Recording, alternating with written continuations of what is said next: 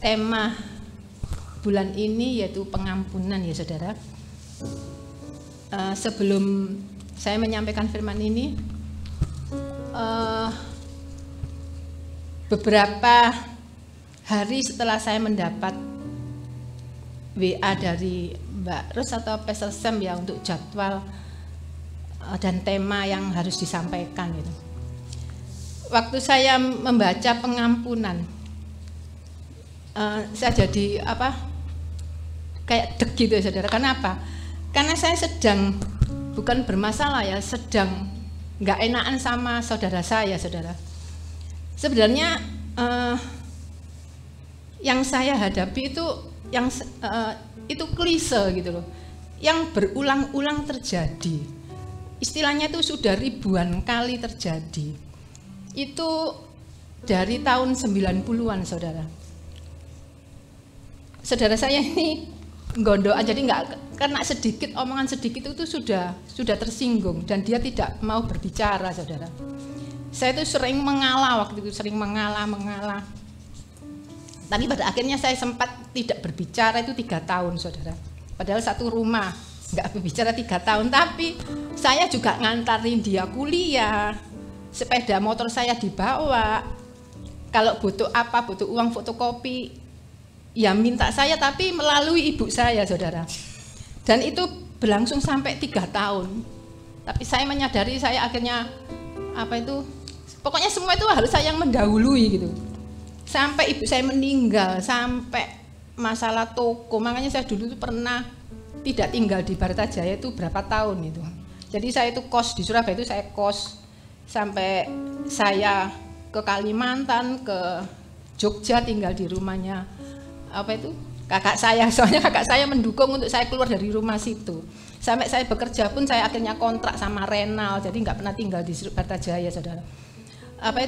Tapi saya tetap mendahului dia untuk berbicara. Sampai akhirnya pandemi itu sudah tidak mudah tersinggung saudara. Tapi beberapa hari setelah saya menerima ini, saya sempat tidak berbicara saudara. Tapi saya begitu mendapat tema ini saudara, sebenarnya kita ini sadar ya saudara, tapi cuman kita itu mau atau tidak untuk memperbaiki, untuk memperbaiki hubungan, untuk bertobat, untuk melakukan kehendak Tuhan. Makanya di sini waktu sebelum saya menyampaikan firman ini juga untuk anak-anak, saya sudah memperbaiki hubungan saya dengan saudara saya saudara. Itu dari tahun 90, jadi itu sudah nggak terhitung jumlahnya. Dan tema ini terambil dari Matius 26 ayat 28 yang berbunyi demikian. Sebab inilah darahku, darah perjanjian yang ditumpahkan bagi banyak orang untuk pengampunan dosa. Kalau saya mencari di Google bahwa mengampuni itu adalah membebaskan seseorang dari kesalahan atau dosa. Seperti kita itu membebaskan atau merelakan hutang seseorang untuk tidak dibayarkan kepada kita. Itu yang dimaksud dari mengampuni saudara. Dan pada malam hari ini judul yang saya pakai yaitu pengampunan membawa pemulihan. Mari kita baca di dalam Yoel 2 ayat ke-25.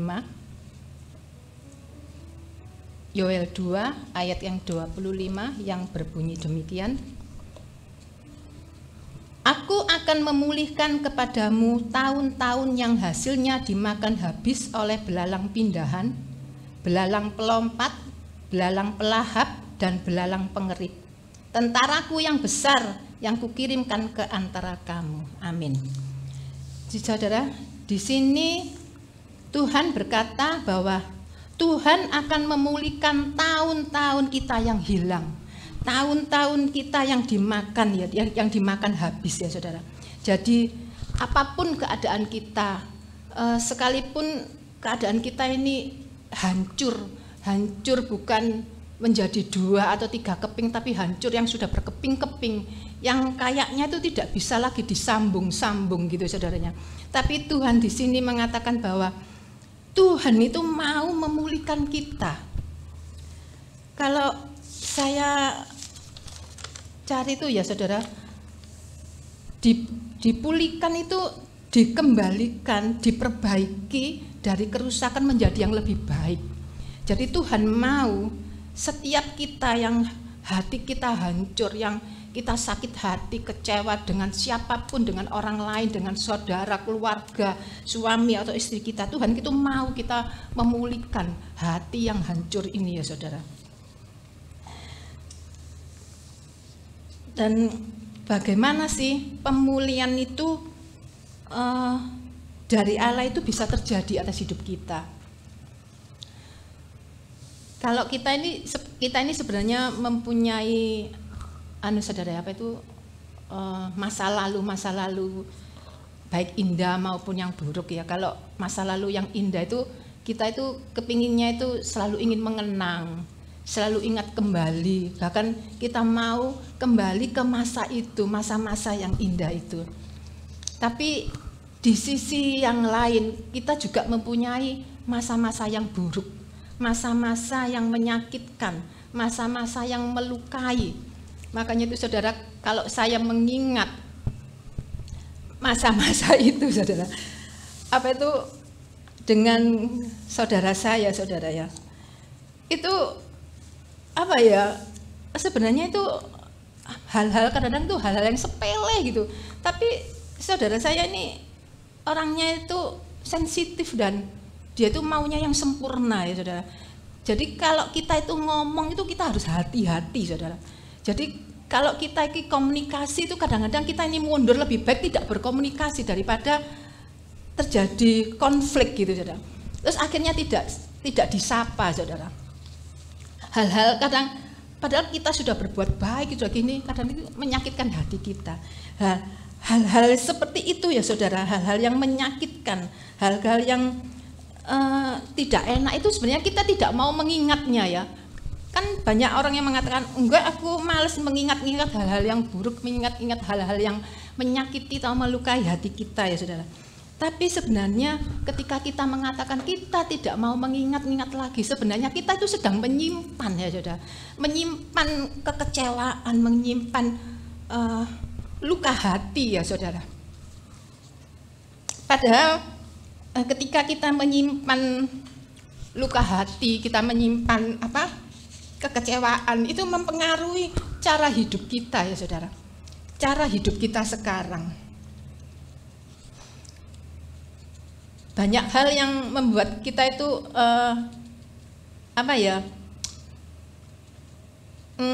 nggak ada damai sejahtera juga ya saudara, kalau kita itu menyimpan kecewa dengan seseorang. Kadang kalau kita ketemu kita sudah wis males ngomong, wis enggak nggarai perkara. Jadi sebenarnya kita tidak mau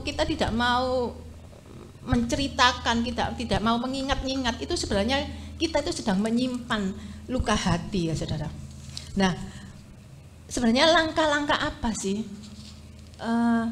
yang harus kita lakukan supaya pemulihan dari Allah itu terjadi? Yaitu itu tadi ya saudara, kita tidak boleh menyimpan luka hati, kita tidak boleh menyimpan kecewa, kita tidak boleh menyimpan sakit hati yang ditimbulkan dari orang lain. Luka hati, sakit hati, apapun itu ya saudara ya, itu harus kita sembuhkan. Kita harus menyembuhkan luka hati itu. Nah, bagaimana kita bisa menyembuhkan luka hati itu? Kita menyembuhkan luka hati itu, yaitu tadi dengan tema tadi itu, kita harus mengampuni, harus ada pengampunan, kita harus melepaskan pengampunan. Supaya apa? Supaya kita terbebas dari semua rasa hati, rasa kecewa, rasa sakit hati itu saudara ya. Jadi kalau kita melepaskan pengampunan, maka kita akan bebas dari rasa sakit hati ya saudara. Dan apa? Dan kita juga bebas dari semua akibat sakit hati ya saudara. apa akibatnya? Seperti tadi saya katakan bahwa kita tidak tidak damai sejahtera itu masih ada di dalam hidup kita kalau kita sudah melepaskan sakit hati, saudara, melepaskan pengampunan. Tapi kalau kita tidak melepaskan pengampunan, pikiran buruk, pikiran jelek kepada orang yang menyakiti hati kita itu selalu muncul, saudara ya. Makanya kalau kita melepaskan pengampunan, akibat-akibat itu akan hilang ya, saudara. Dan apa? Pengampunan itu mutlak yang harus kita lakukan. Seperti ada yang tertulis di dalam Matius 6 ayat 14 yang berbunyi demikian. Matius 6 ayat 14. Ayat 14, Matius 6 ayat 14 yang berbunyi demikian. Karena jikalau kamu mengampuni kesalahan orang, Bapamu yang di surga akan mengampuni kamu juga. Saudara, kalau kita tidak mengampuni, saudara, Tuhan tidak akan mengampuni kita, saudara. Jadi pengampunan, kita melepaskan pengampunan itu adalah mutlak yang Tuhan mau kita lakukan agar terjadi pemulihan. Nah, saudara, sering ya kita itu menyembunyikan rasa sakit hati, menyembunyikan kecewa ya, saudara. Dan itu juga saya alami, saudara. Saya menyembunyikan supaya apa? Supaya saya baik di mata saudara-saudara saya yang lainnya. Saya menyimpan luka itu supaya saya tidak dilihat bahwa saya ini menyimpan sakit hati. Kalau kita itu menyimpan sakit hati ya, saudara, bukan waktu yang berjalan itu, saudara, tidak bisa menyembuhkan luka hati kita. Waktu yang kita jalani, luka yang kita simpan dan berjalannya waktu itu tidak bisa menyembuhkan sakit hati kita ya, saudara. Oleh karena itu janganlah kita menyimpan sakit hati. Dan juga, saudara ya, seringkali kita itu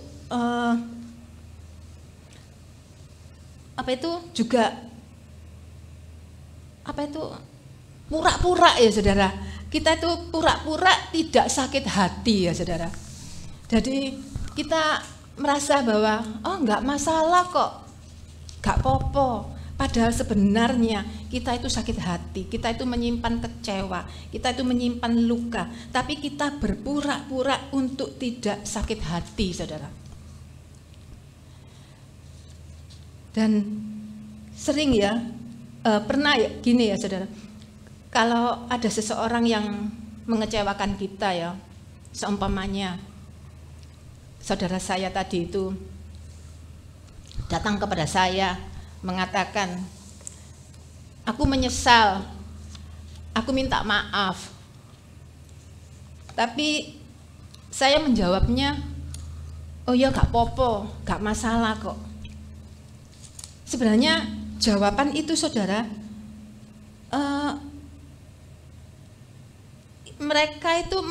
kita itu memberi kesempatan mereka itu untuk berbuat kesalahan lagi. Jawaban kita seperti itu membuka peluang untuk mereka berbuat dosa lagi, saudara ya. Kenapa? Kita mengatakan iya gak apa-apa kok, padahal tidak sama dengan hati kita. Sebenarnya kita itu harus menjawabnya apa? Yaitu melepaskan pengampunan. Iya, aku mengampuni kamu, aku mengasihi kamu. Itu yang harus kita saudara? Harus kita jawab ketika mereka mengatakan penyesalannya. Tapi kenyataannya kita sering ya, saudara, gak masalah, gak apa-apa kok. Padahal hati kita ini kecewa ya, saudara. Dan kadang kita juga membiarkan masalah itu berlalu, berjalannya waktu, kayaknya itu kita itu sudah lupa, sudah tidak terjadi apa-apa. Padahal hati kita masih kecewa ya, saudara. Nah, saudara,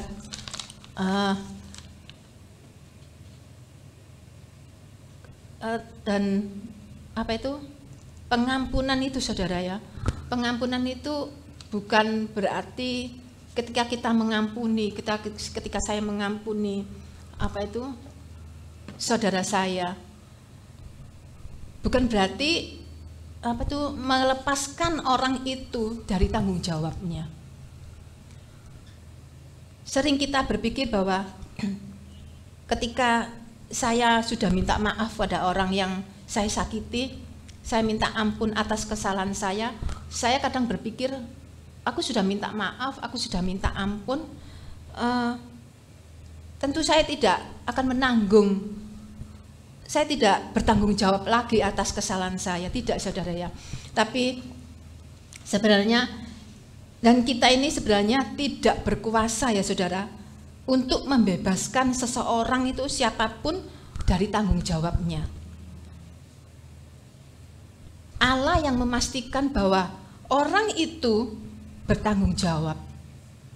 Hanya Tuhan yang memastikan bahwa orang itu bertanggung jawab. Kasih Tuhan yang berkuasa ya saudara, bukan kita. Jadi saudara, pengampunan itu adalah sebuah keputusan. Pengampunan itu sebuah keputusan ya saudara ya.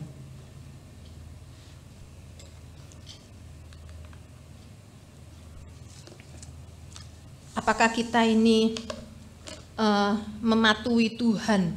Apakah kita ini mematuhi firman-Nya? Ataukah kita ini tidak mau membuat sebuah keputusan saudara ya? Padahal di dalam firman-Nya itu dikatakan segala kepahitan di dalam Efesus 4 ayat 31 dan 32. Segala kepahitan, kegeraman, kemarahan, pertikaian, dan fitnah hendaklah dibuang dari antara kamu, demikian pula segala kejahatan.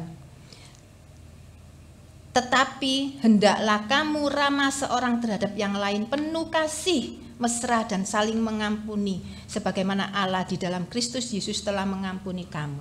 Jadi saudara, pengampunan itu adalah sebuah keputusan. Apakah kita ini mau mematuhi firman Tuhan, ataukah kita ini bertahan dengan emosi kita? Sebenarnya saudara, kalau kita mau mengambil sebuah keputusan sekalipun emosi ini berkata tidak, saudara saya itu saudara, dengan saudara saya ini ya, ketika menyapa dulu, mendahului itu saudara, kadang itu dulu itu berat saudara, yaitu pertentangan antara saya sakit hati, kecewa, karena berpuluh-puluh tahun ya saudara, dengan emosi saya itu mengatakan, gak, males aku gak mau menyapa dulu, tapi Tuhan berkata, saya harus mengampuni. Dan benar saudara, 70 kali 7 berapa itu saya melakukan, dan saya tuh selalu mendahului. Karena saya saya kan juga melayani Tuhan, waktu itu saya masih di GKJW ya saudara. Jadi kalau saya tidak melakukan itu bagaimana? Tapi kejadian ini saudara bukan 2 bulan, 3 bulan terjadi lagi, atau 6 bulan terjadi, enggak saudara, hampir tiap hari, tiap minggu saudara. Jadi namanya manusia itu saudara ya, aduh mosok aku terus rek sing nyopo dhisik, mosok aku terus, padahal aku mau ngomong apa ya, ngomong sing apa itu menurut saya itu biasa, tapi saya sudah tidak disapa. Dan itu bertentangan loh saudara dengan hati ini saudara. Kadang-kadang keegoisan kita ya saudara. Kadang itu gimana ya saudara? Hampir tiap hari saudara. Jadi kita itu harus menjaga omongan itu, bukan dengan saya aja ya saudara, dengan saudara-saudara yang lain itu demikian juga. Jadi kita itu harus benar-benar menjaga omongan kita. Kalau sudah omongan menurut kita ini atau apa itu biasa-biasa saja, tidak menimbulkan masalah, tapi bagi saudara saya itu menimbulkan masalah, saudara. Dan akhirnya apa? Tidak menyapa, saudara. Tapi kita yang mau melakukan kehendak firman Tuhan ya saudara, kita harus mengambil keputusan. Jadi saya tuh mengambil keputusan, saudara, waktu terakhir itu tahun berapa ya, sebelum pandemi kalau nggak salah. Saya berjanji saya nggak mau apa itu, kalau kita tunda, saudara, kalau kita tunda untuk memperbaiki, untuk apa itu melakukan firman Tuhan, itu akhirnya tertunda terus, saudara. Makanya waktu itu sebelum pandemi itu, saudara, saya memutuskan saya nggak mau, saudara. Dan saat itu juga ya saudara saya ini kayak omongan saya yang sebenarnya saya tahu ini menimbulkan masalah, tapi saya tunggu itu sudah tidak ada masalah, saudara. Jadi sudah ada berjalan itu 5 tahun, saudara. Nggak tahu yang kemarin itu, padahal masalahnya itu sepele. Soalnya gini, saudara ya, rumah peninggalan ibu saya kan ada 3 pintu ya. Yang pintu sebelah barat itu untuk salonnya Mbak Rus, sekarang untuk warungnya Mbak Rus. Terus yang sebelah timur itu untuk adik saya Ana di toko. Saya baru-baru aja ya, 2 tahunan itu tinggal yang di tengah-tengah. Tapi adik saya sama mbak saya itu kalau jaga usahanya itu di kamar, saudara. Jadi setiap orang mau beli itu selalu teriak-teriak, saudara. Nah saya itu kan nggak suka kayak gitu itu. Jadi saya yang akhirnya apa? Saya yang di tengah-tengah ini menjadi speakernya mereka, saudara. Jadi setiap ada orang ke warungnya Mbak Rus, saya teriakin Mbak Rus. Kalau ada yang ke tokonya Ana, saya teriakin Ana. Dan itu berulang-ulang, saudara. Dan berulang-ulang apa itu? Saya harus teriak-teriak. Kadang tuh teriakan sekali, 2 kali, 3 kali kok nggak terdengar, saudara. Karena apa? Mereka melihat TikTok. Jadi kadang saya tuh juga apa itu mangkel, cuman saya aku saiki ku melayani lebih lagi, kok mau aku kok nganu meneh. Jadi saya itu kadang itu ngalah ya wis. Saya cuman kalau saya emosi, teriakan saya itu banter, saudara. Jadi saya itu harus jadi penjaga usahanya Mbak Rus sama Ana, saudara. Jadi itu kadang-kadang saya juga cuman saya sekarang ya wis lah, aku harus, tapi saya harus harus dengan tulus ya saudara. Jadi oleh karena itu saudara, sebuah pengampunan itu adalah merupakan keputusan kita ya saudara. Sekalipun kita emosi berkata tidak seperti yang saya alami, tapi ketika saya mengambil keputusan kita harus mengampuni, maka pengampunan itu terlepas ya saudara. Maka keadaan yang tadinya dingin, yang tidak ada sukacita, yang kalau ketemu itu nggak menyapa, itu sudah tidak terjadi lagi ya saudara. Jadi kita harus mengambil sebuah keputusan, saudara. Saudara, kalau kita ini menolak ya saudara, menolak mengampuni, maka kita ini berarti menempatkan luka hati kita, menempatkan kepentingan pribadi kita daripada bersama dengan Tuhan ya saudara. Daripada kita itu menuruti firman Tuhan ya saudara. Maka saudara, jika kita tidak mengampuni, maka kehidupan kita saudara, yaitu kehidupan rohani kita akan terhenti. Dan saya merasakan itu saudara. Kehidupan rohani saya terhenti kenapa? Tidak ada damai sejahtera. Akhirnya lama-lama saudara, yang saat doa, saat teduh itu mulai bolong-bolong. Hubungan saya dengan Tuhan mulai menjadi lama-lama berantakan ya saudara. Kenapa? Karena kita tidak mau melepaskan pengampunan, karena kita tidak mau mengambil keputusan untuk mengampuni saudara. Kita lebih mementingkan luka hati kita yang kita simpan di dalam hati kita. Kita lebih mementingkan egois kita daripada kita ingin bersama dengan Tuhan, daripada kita menuruti kehendak Tuhan. Sampai kehidupan rohani kita berhenti. Akhirnya sampai